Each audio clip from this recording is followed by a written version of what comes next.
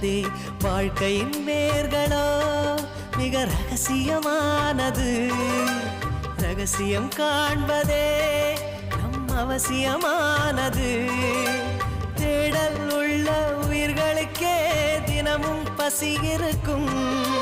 தேடல் என்பது உள்ளவரை வாழ்வில் ருசி இருக்கும்.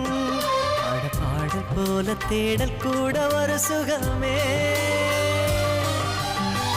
இசை பாடி வரும் இளம் காற்றுக்கு உருவமில்லை.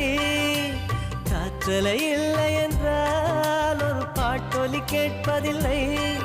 ஒரு காலம் வருகையில் உள்ளம் கொள்ளை போகுதே. ஆனால் காற்றின் முகவரி கண்கள் அறிவதில்லையே.